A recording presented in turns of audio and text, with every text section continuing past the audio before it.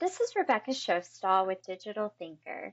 In HxGN EAM, part transactions refer to the activities and processes involved in managing parts and inventory. Recording and understanding these transactions are critical to storeroom management. Let's look at the most common part transactions. We are going to start with the issue or return transaction type. When a part is issued from a bin, the system records an issue or return transaction with a negative transaction quantity. In this example, 1 foot of rope was issued from our bin to a work order. Here we have another issue or return transaction, but the transaction quantity is positive. In this example, 10 feet of rope was returned from a work order to a storeroom bin. Now, in this final example of the issue or return transaction type, I notice there is an issue indicated with a negative quantity, immediately followed by a goods received transaction with a positive quantity. By referencing the transaction details, I see that these transactions correspond to a bin-to-bin transfer, where 100 feet were transferred from Bay B to Bay A. A great indicator is that for bin-to-bin transactions or bin-to-bin transfers, there will be two transactions, and both transactions will have the same timestamp, as we see here.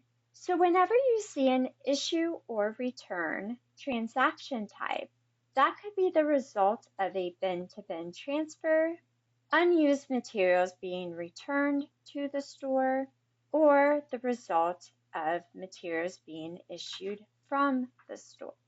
Let's continue by reviewing the goods received transactions. As previously mentioned, this goods received transaction is the result of a bin-to-bin transfer in which 100 feet of rope was issued from one bin and received in another bin. Goods received transactions are also created for PO receipts. If you see a goods received transaction in which the purchase order is referenced, this is going to refer to a PO receipt.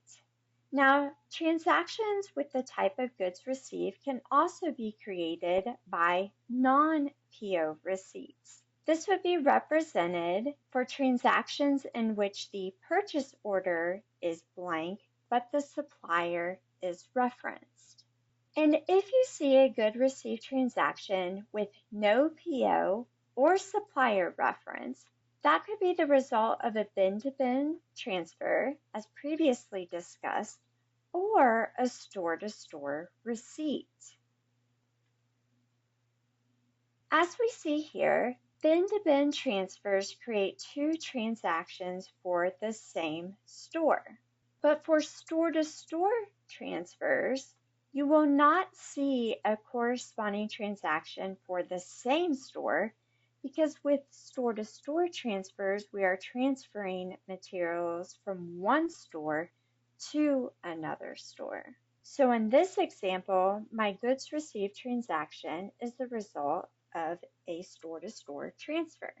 Now, when you see a return to supplier transaction, this represents a supplier return and the purchase order will be referenced. Occasionally, you may see a correction transaction type. The correction type indicates a stock or part level pricing correction. In this example, the average price for the part was manually adjusted for the central store, resulting in a correction. Now, the final common part transaction I would like to review are stock takes.